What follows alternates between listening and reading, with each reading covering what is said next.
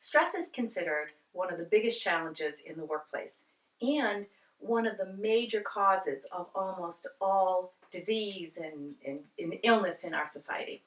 So let's take a moment and look at stress in a slightly different way. I used to always think I'm either stressed or I'm not stressed, and I never really broke it down. And about 2 years ago, I tripped across this analysis of breaking stress down into 6 different levels. And then a corresponding discussion of how we have 6 lines of defense for this.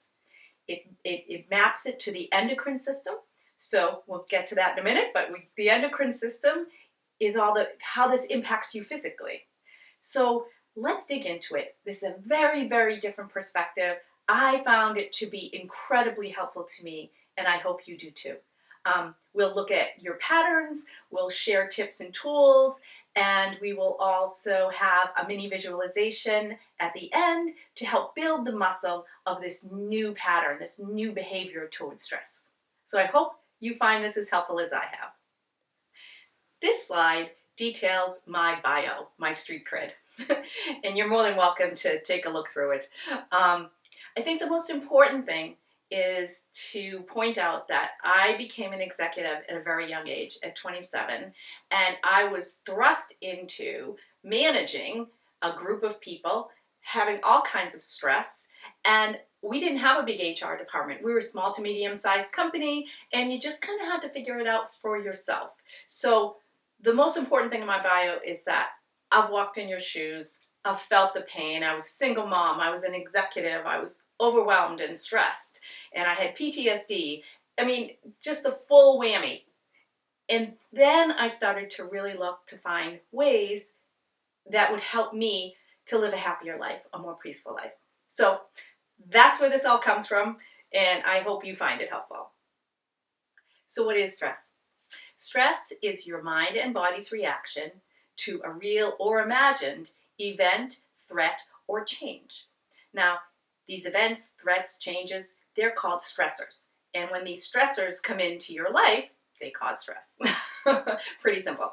Now, these stressors can be internal or external. And that's really important. If it's external, it could be, a change in your environment. It could be, a loss, a personal loss of some death in your family. It could be a physical type of change, something external. The internal ones are also pretty fascinating because I think they cause a lot of our stress. Your thoughts and your beliefs about how the world works. And one of the things we'll get into a little bit is your programming. You're programmed from the time you're a young child, from the time you're born, based on your parents' beliefs, based on your society's beliefs, your church, whatever you're exposed to, school, anything like that. And that is your programming. So now as you go out into the adult world, you look at the world and you say, wow, this is how the world should work, and this is actually what's happening.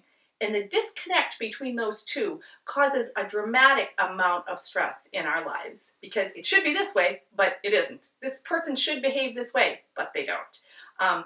And again, it can be real or imagined, so it could be what's happening, but it also could be your memory of it and you replaying it in your mind and criticizing yourself. So you have the internal and you have the external. So what are the impacts of stress? I think it's got to be pretty common knowledge that stress has an incredible impact on our bodies and is at the root of almost all disease or a piece of the problem of all disease, that stress exacerbates it. And what it does is it actually inflames our cells and causes all kinds of havoc. It also, when you're in stress, you trigger the endocrine system, and that's a glandular system, and it's excreting all kinds of chemicals into your body. So you have so much physical things going on, so much impact on your body and your health. That should be enough reason for us to really try to reduce the stress in our lives. But even more so than that, when you're in the workplace, when you're under stress, you're more tired, you're more distracted, and so it's really hard to focus and to come up with creative solutions to the day-to-day problems. So it's not only physical and emotional stress, but also really limits your ability to do a good job at work, which is what we'll be mostly focusing on, is the workplace stress. So now I'd like you to pause for a moment and think about how you process stress. We all process stress in different ways, and different things might stress me out than might stress you out. I'm always fascinated by something where I'm like, oh, so that like totally flipped me out, and the person next to me is like, oh, I didn't even notice. So really think of this is very personalized. Stress is a very personalized thing, and it's because of the programming that we talked about earlier. So I'm going to pause for a minute and talk about a movie, The Family Man, starring Nicolas Cage. I don't know if you've ever seen it. It's kind of one of those, magical Christmas movies. But in the movie, the backdrop, the backstory, is that Nicolas Cage is a very high-ranking executive, and he is bringing a financial deal to fruition. And so he is it's worth like billions and billions of dollars. And he is just calm. And everyone around him is flipping out and worried about this and worried about that. And he just stays in his core. He is so calm. He is so confident. He doesn't get swayed. And I think, wow, wouldn't that be great? And I wish I could say that's how I handle stress, but no, that is not how I handle stress. However, I'm trying. So think about how you handle stress. And we come back to the programming. For whatever reason, there are some people in the world that just handle those type of pressure situations a lot easier than others. And maybe it's because of their programming when they were younger. It really depends on all the different pieces that brought them to the point that they're at. So you have to think about you. Things are going to be easier for you in some ways and harder in other ways. But ultimately, when you get stressed, look at how you process stress. And I'd like to, as you go through this course, think about a stressful situation that you're currently going through. Don't pick anything like really hard, like a life or death situation, maybe a work stress. And think about, I'm going to give you a different perspective to think about stress, and we're going to break it down into levels. So take yours, as I'm giving my example, take yours and break it down and really make it real for you. So once we hit stress, typically what happens is we go into fight or flight. And so fight or flight, we're going to go through the endocrine system. But sometimes what happens is we go from 0 to 180. The minute the stress comes in, we go straight to the adrenals, which would be here, which we'll talk about in a sec. And you're releasing cortisol into the system and all kinds of other chemicals. And so we try to change our behaviors and our reactions, but first of all, the reactions are programmed.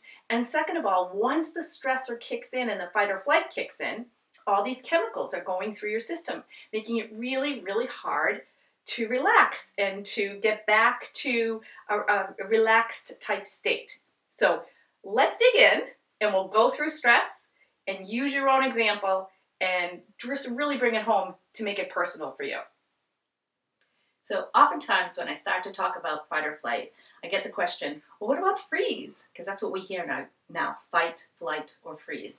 So although what we're going to talk about would be really helpful in the moments that you freeze, what freezing is actually dissociation from the body, like you leave the building. And so in order for you to use what we're going to be talking about, you really need to be present.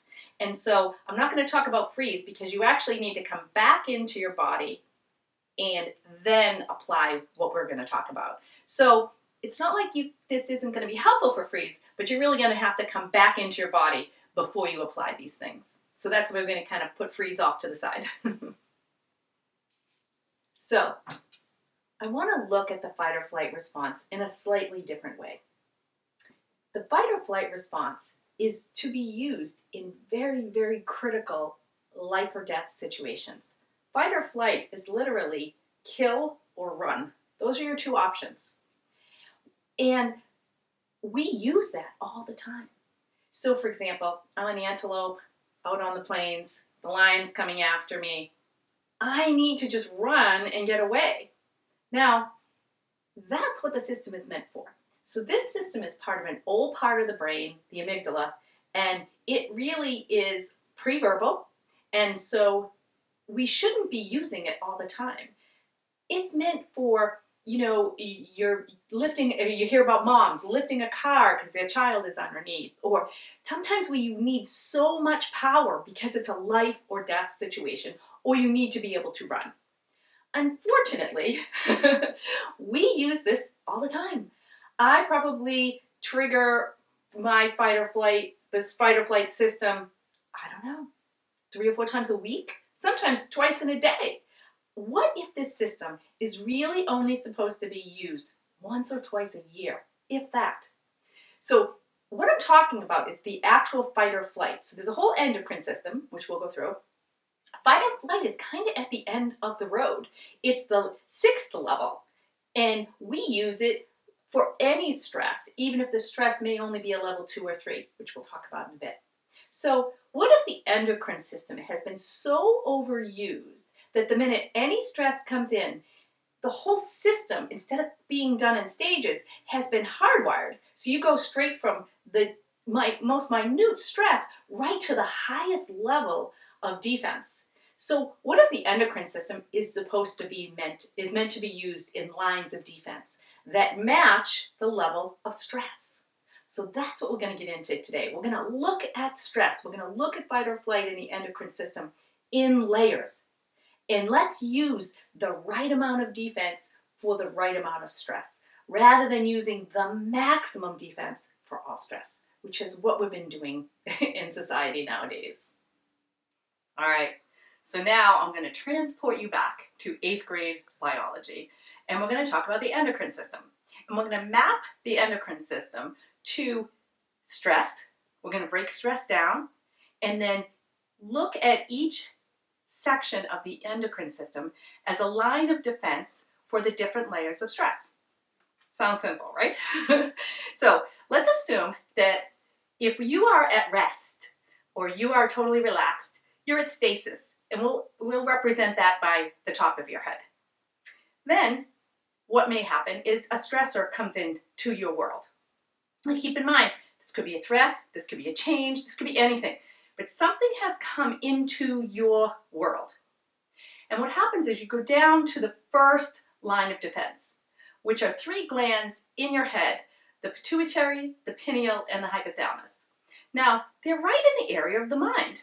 And basically what's going to happen is you're going to look at that threat, you're going to evaluate it, and you're going to say, is this life-threatening? Because keep in mind, this system is about keeping you alive. So the threat comes in, and you say, no, that's okay, I'm fine, and you go back up to stasis. Or you evaluate it and you say, ooh, I'm not really wild about this, and you go to the next line of defense. The next gland in the system is called the thyroid. It is located right around your throat or your voice. And so you've thought about the threat, you're not quite sure, so now you come down to the throat. You use your voice. You might make a statement. You might ask some questions. But you're still relatively calm, but you're using your voice. If using your voice eliminates the threat, you go back to stasis. If it doesn't, you go to the next line of defense, which is the thymus, or your high heart. And the reason I call it the high heart, it's still in the voice area, but it's more connected to the heart. It's more passionate. And so you're still speaking, but you're speaking in a way that's much more passionate or much more forceful. If that eliminates the threat, you go back up to stasis. Great. If not, then you go to the next level, which is the pancreas. Now the pancreas, you still are not in any physical contact with the threat, or maybe the person who's a threat, but you're starting to use your body language. So you may square off with the person, or you may be showing signs of aggression or being prepared for defending yourself. So that's the pancreas. Now, if that eliminates or diffuses the threat, great, you go back up to stasis. If not, the next level would be your ovaries and your testes. Now we're getting into, okay, testosterone, this is actual physical contact. You're going to be in a fight at this point, a physical fight, this physical confrontation. If that you have some sort of physical confrontation and the person backs off, great, you go back up to stasis. If not, then you go to the next level, which is the adrenals. So the adrenals, this is it. This is the show. This is fight or flight. It's kill or be killed. So kill or run. This is the level where people can lift a car or do crazy things because it's really all about survival. This is the game. This is it. This is the last level. Now, I'm going to go through them again. So there's stasis. There's the three glands in the head, pituitary, pineal, and hypothalamus. They're where you're looking and you're evaluating, you're thinking. The thyroid, you start to use your voice. The thymus, you use your voice, but much more aggressively. The pancreas, okay, now there's physicalness, you're squaring off, there's physical, the next step is physical confrontation. The ovaries and the testes, again, this is it. This is a physical contact. And then finally, the adrenals, this is fight or flight. Now, so often we are sitting at our desks and our boss comes in and we're working on a deadline and they ask us to do even more. And we go from stasis to adrenals like that because these have become all hardwired into one system. Rather than using these different levels of defense to evaluate the stress, to see if we have to get to this level. Keep in mind, getting to this level is bad for you physically, bad for you emotionally, and bad for your creativity, your ability to think creatively. So if we're trying to avoid that, then we could use these other levels. Okay, the boss is coming in, they've asked me for something. Yeah, I don't really want to do that. Then you ask questions. When is this due? Can we do it later? Which is more important to you, the priority I'm working on or this new priority? Etc., etc. You just keep going down the levels, and at work, it's hard to even see how the adrenals would ever kick in. But that is the backdrop, and now we're going to go into a few examples. To illustrate the 6 lines of defense, we're going to start with a bar fight. Level 1, you're in the bar, you're having a drink, you might be talking to a friend, you're having a good time. You're at stasis, no problem. Someone walks into the bar, you evaluate them, and you say, oh, I know that person, they're great, awesome, you go back up to stasis. Or you evaluate them and you say, ugh, that person's a troublemaker, the last time they was here, there was all kinds of issues, or I don't get along with that person, yikes, right? So now you're gonna go to the next line of defense. So the person comes over and sits next to you, and you say, hey pal, you're using your voice. You might ask a question or make a simple statement like, hey, would you mind? I'm in this conversation over here, would you mind moving over? Whatever might defuse even a potential little threat. They move over, no big deal, you go back to stasis, you go back to your conversation. Or they say, no, hey, well, and they come on more aggressively and they won't move. No, I'm sitting here. The stool's not taken, I'm sitting here. And then you go to the next line of defense. And the thymus, so this is where you're still verbal, but you're doing it in a much more aggressive way. All right, come on, pal, move over. This is crazy, whatever. So you're still speaking, but you're doing it in a much more passionate and aggressive way. The person goes, okay, fine, backs off, leaves, you go back to stasis. Or if not, we go down to the pancreas. Now, this is where you're probably off your bar stool, you're you're squaring off with the person, there's a lot of physicalness going on, although no actual contact. We still are in the verbal body language phase. So if that's enough and the person backs off, great, you go back up to stasis. If not, now you go to physical contact. That is level 5. The ovaries and the testes, that's physical confrontation. You could punch each other, you could push each other aside. It's that level. You get the testosterone going. It's that level of intensity. Those are the chemicals that are going through your body. Hopefully, you punch them, they go away, and you go back up to stasis. Or, no, they pull a knife, and now you're at the adrenals. This is fight or flight. This is your life. You can fight or you can run. This is a life or death situation. That's when we get to the adrenals. And you're either kill or be killed. And that's the end of the line. That's level 6. So let's assume we survived the bar fight. And I want to transport you back to your workplace. When you're at work, have you ever been in a fist fight? Have you ever been in a life or death situation at work? Have you ever been in a bar fight? And even if you have been, or a life or death situation, and even if you have been, how often does that happen in a lifetime? We go back to the initial point of we should not be going to the adrenals 2 or 3 times a week, 2 or 3 times a day. We should be going to the adrenals like once a year, maybe we're in a life or death situation. So I would suggest, at least for myself, when I started to play with this, after I discovered this, it took me a really long time to decipher it and figure it for myself, because I was so used to going from 0 to 180. I would go from stasis straight to the adrenals. I was at fight or flight. In my mind, I've killed people at work so many times, but not in reality.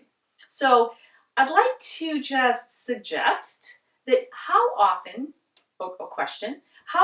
do you think you really need to get past a level 3 or a level 4 in real life? Honestly, the level of stresses in my world on a day-to-day basis usually can be sorted out in level 1, level 2, or level 3. A passionate conversation is probably the highest level that I would go to at work.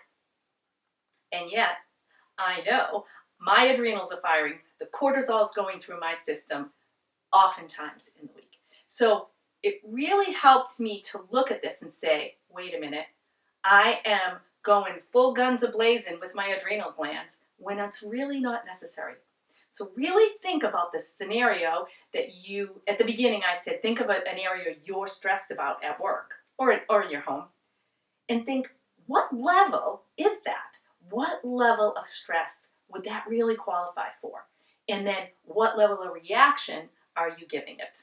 It's a tough question, but really worthwhile if you want to stop all of these chemicals going through your body and be happier. Okay, so I'm going to assume for a moment that you are able to look at your stresses and see that they're really maybe a level 3 or 4. And I'm going to presuppose that you're like, okay, now what do I do about it? So now let's get into the guts of this. What can we do? If you understand and agree with the premise, what do we do? So the first thing that I did was I set an intention, because an intention is a really powerful thing and helps us to focus. So I set an intention that I was going to really try to look at stress based in this perspective, in these levels, to see how I was able to apply this to my life. So step 1, set your intention. So after you've set your intention, step 2, establish the observer. Now this tool I use in multiple parts of the website. You're going to see this tool over and over and over. Once you set your intention, establishing the observer is really about awareness, becoming aware of how you deal with things today. So now that I've planted these seeds in your mind, hopefully they start to drive you crazy, and you observe how you're actually behaving. And I'm not asking you to make any change. Just become aware of what you do today. How often are you at your adrenal glands when something's only a level 2? How often have you not used the other lines of defense? Or what is your stressors? What are your stressors? How do you process stress? All those pieces that we've talked about already, just observe your behaviors. How does it work for you? The other thing you can do is you can observe someone who you think is really good at this and handle stress well, and watch how, you never know how they feel on the inside, but watch how they handle it on the outside. And you really can, when you're open to that, establishing the observer opens you up to becoming aware of your behaviors, other people's behaviors, and I find all of a sudden things just magnetize to me different things that help me along the path. So step 2, establish the observer. So now I'm going to pause for a moment and tell a story. Probably not one of my finer moments. Spoiler alert, not a finer moment. I was going to the bank. I needed to get some documents signed. This had been planned in advance. The process of getting to this point of signature had taken 4 months when probably it should have taken 2 to 4 weeks. So it had not been a very good process to begin with. I was supposed to meet the person, sign off on a few things. This was the end. We were finally done. So I get to the bank and I walk in. It's 3:30 in the afternoon and the person I'm supposed to meet is not there. I'm like, okay. So here I was calm. I walk in, she's not there. So I'm evaluating. I'm scanning my world and here is a threat or change or an event. This person who I'm supposed to meet isn't here. So I go and I say, I see other people there. Someone comes over to me and I said, hey, I'm supposed to meet so-and-so to sign these documents. Oh, she's at lunch. It's 3:30 in the afternoon. She's supposed to be meeting me. So I go from here to passionately speaking, saying, well, she's supposed to be meeting me. And the person, probably not one of their finer moments either, she replies by saying, well, everyone has to take a lunch. Well, which exacerbated things even more. Now I'm down in this level. So I get really pushy, really passionate, and I force these people to go find the documents, bring them out so I can sign them. I mean, this was just a simple document I needed to sign. They do, I sign it, I leave. So now, in theory, even if I'm a little embarrassed that I got to level 3 or 4 for this minor stress, the stress is over. So I should be here, right? You should go back up to stasis in this perfect world that I've created. I'm in my car. I am fuming. I'm so mad. I'm going to call her manager and I'm going to do this and I'm going to get her in trouble. And I'm like, oh my God. And then and to make it even funnier, I teach at a personal development school and I actually stopped by to sign the documents on my way to teaching personal development, making it even more embarrassing. But anyway, I realized, I'm like, oh my goodness, I am totally flipping out over this thing that is gone. Now, we talked about establishing the observer. So here I was. First of all, I reacted probably at a level much higher than I needed to for the level of stress. And I didn't return to stasis. All right, so that's what we're going to talk about next. So this is why I really test out these tools and these perspectives before I ever share them with anyone else. Because in theory, I go to the bank, I get this done, the stress goes away, I should be back at stasis, and I'm not.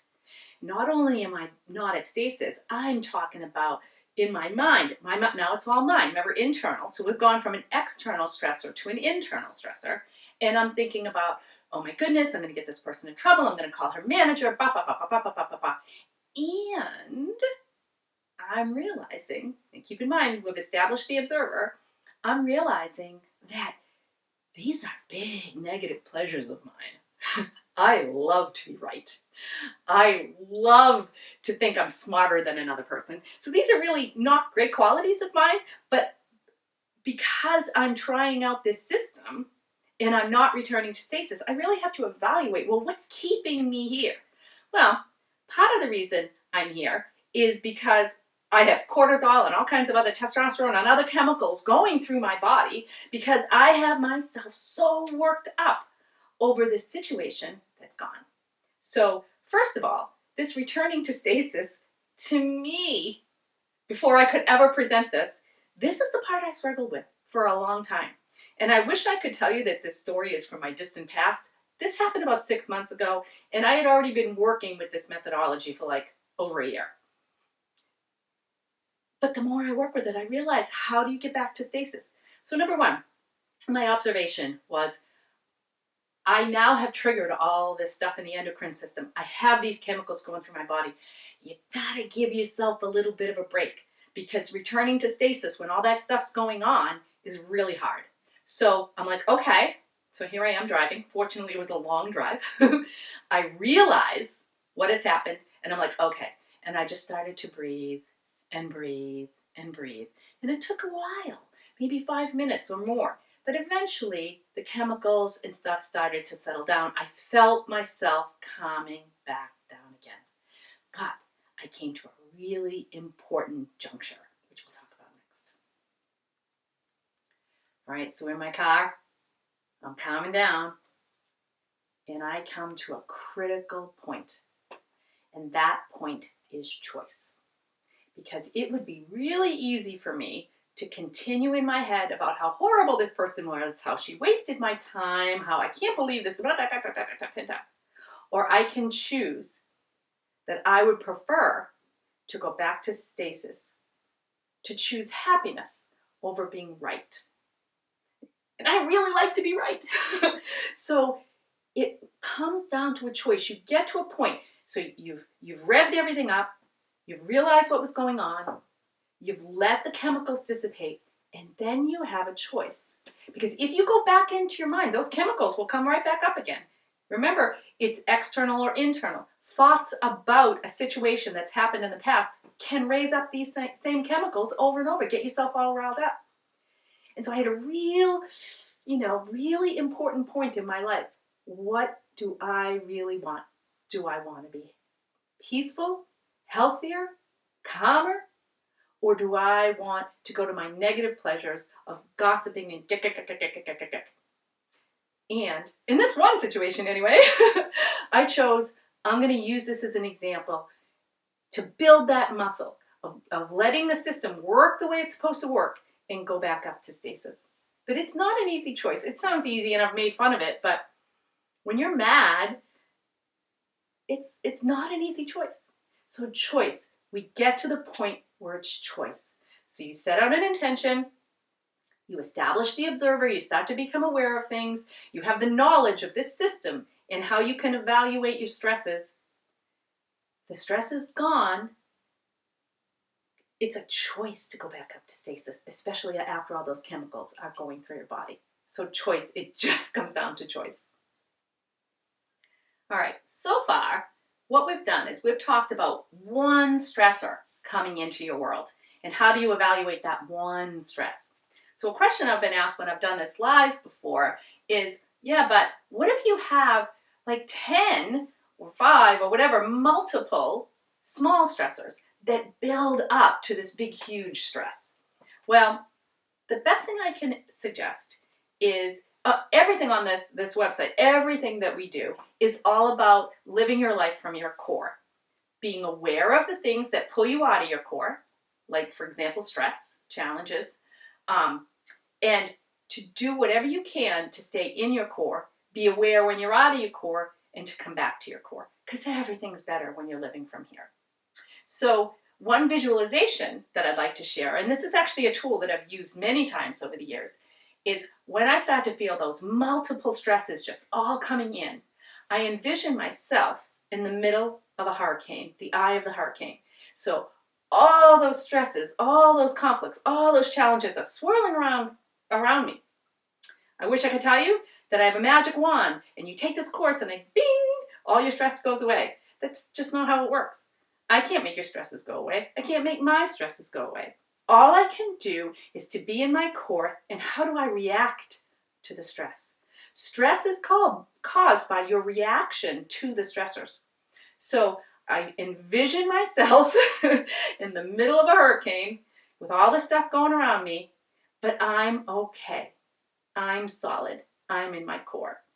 And you can see on other parts of the website, there's lots of different things about building that muscle of staying in your core or learning tricks and techniques to bring you back into your core.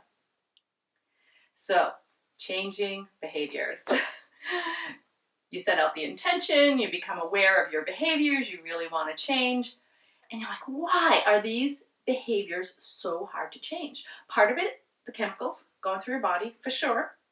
Part of it is, remember at the beginning I said that we are all programmed, and all programmed differently, based on our parents and school and our church or whatever influences we have had in our lives. We're programmed to believe that the world is supposed to work in a particular way. And when the world isn't behaving like we think it should, or the people in it aren't behaving the way we think they should, that's when we have these stresses. That's when we have these conflicts. So why is this so hard to change? Well, in order for you to function in the world, your brain creates these neural pathways that hard codes these behaviors. So going from 0 to 180 or from stasis to fight or flight, that is hard coded in neural pathways in your brain. And so that's why it's so hard to change the behaviors, because it's actually coded. So I'm going to teach you a tool that will help you to relax these neural pathways and replace them with new ones. So how do we relax those neural pathways, that hard coding, and create new ones? Well, I'm going to teach you a trick. This is actually one of my favorite tools. It's called rewriting history.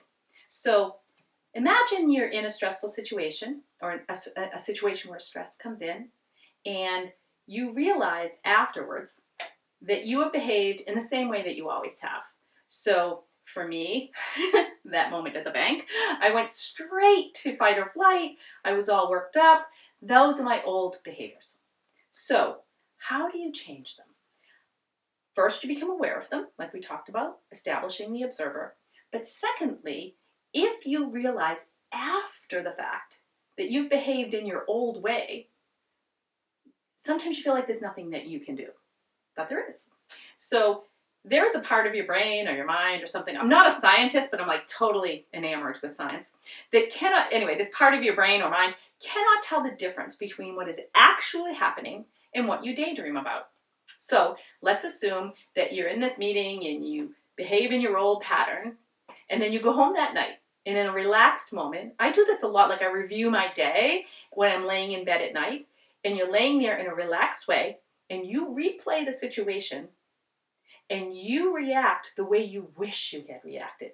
Okay, the stress came in, it was a level 2, I handled it by asking questions, using my voice, and I went back to stasis. And don't forget to practice that, going back to stasis, because that's really that's the pathway that's, to me, was the hardest to learn, the hardest to hard code into my behavior pattern.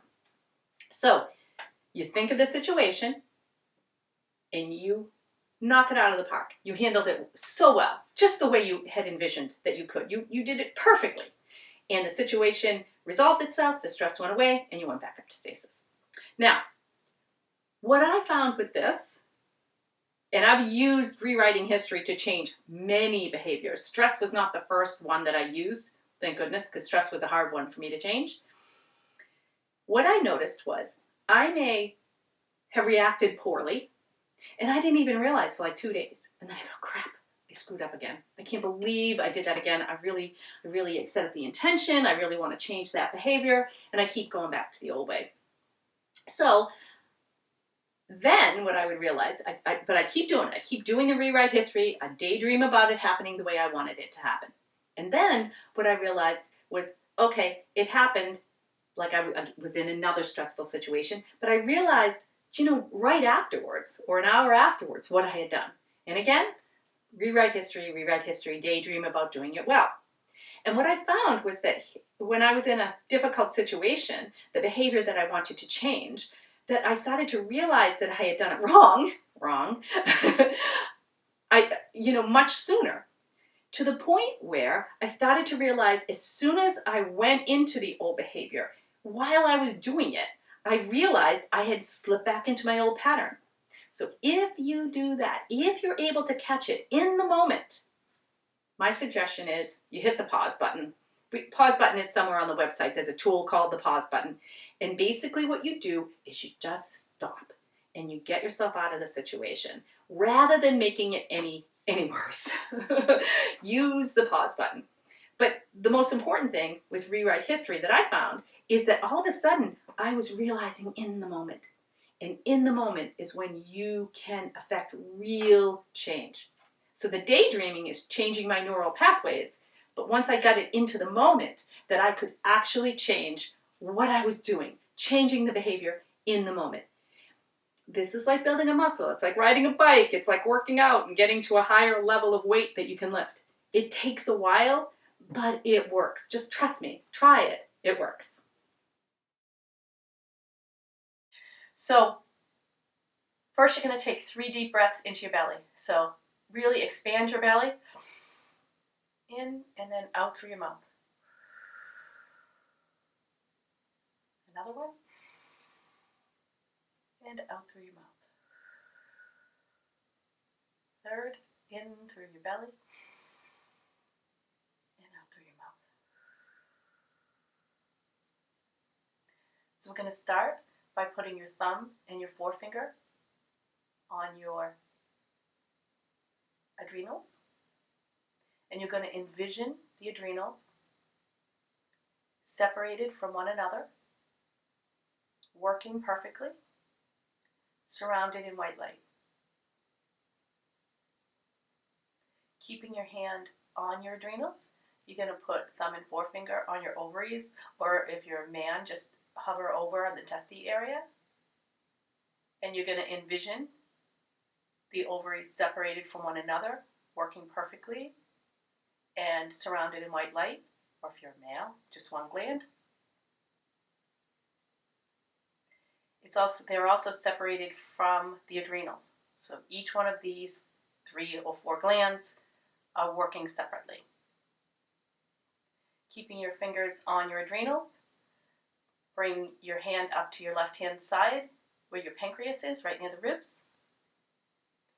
Envision the pancreas working perfectly, separated from all the other glands, surrounded in white light. Keeping your hand on your adrenals, you bring your other hand up to your thalamus.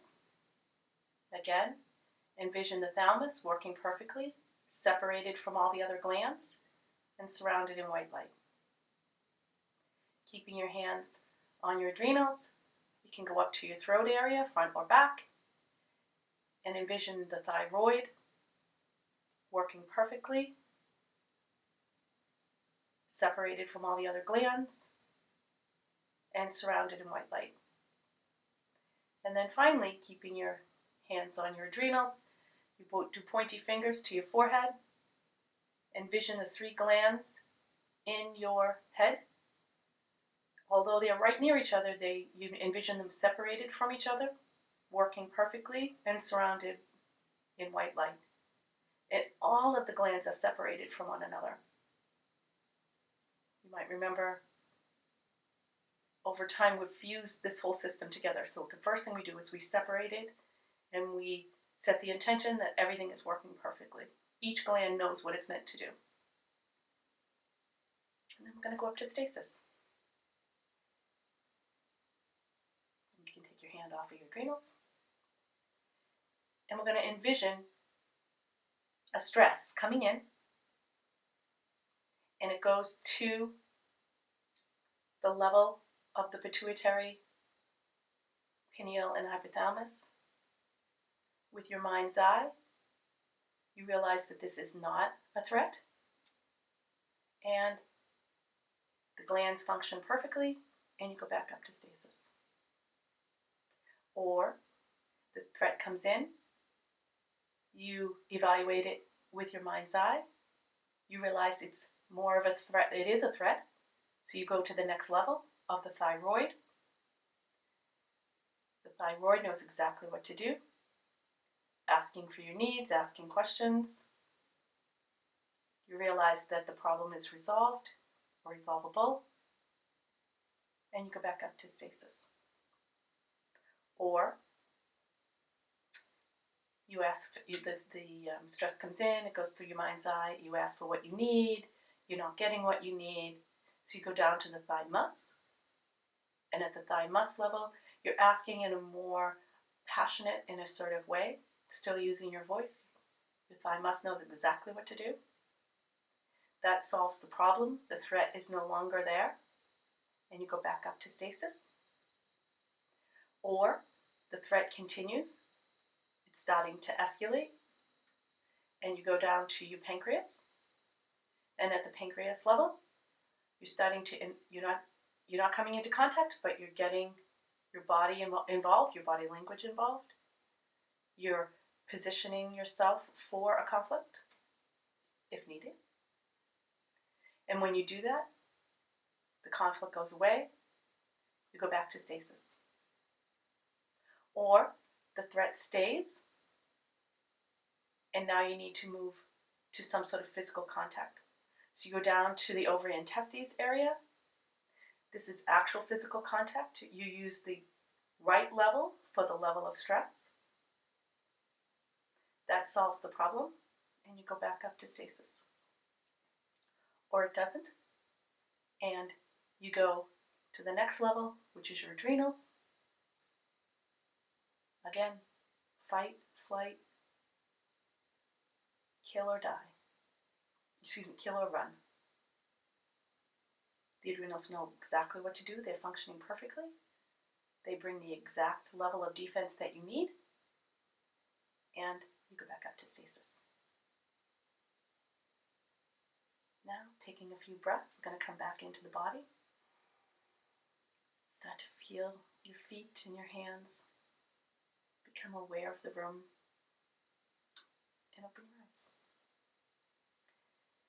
That visualization is going to strengthen your endocrine system. It's going to re-emphasize, retrain your reactions to stress, showing them the different levels and acting appropriately for the level of stress.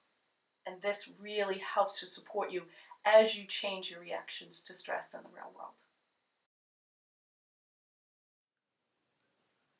Okay, so in this course, I've given you a very different way to think about stress, breaking it up into the pieces with lines of defenses. Now, here's the process. Set an intention. I just want a little review. Set an intention that you would like to change how you process stress. Use the mini visualization. Now, this is building the muscle. So the mini visualization is just reinforcing that each of these glands has its own separate function and functions, by itself. They're not all hard-coded together. Each one knows what they're supposed to do, knows what their function is, and if that's the only level you need, you go right back up to stasis.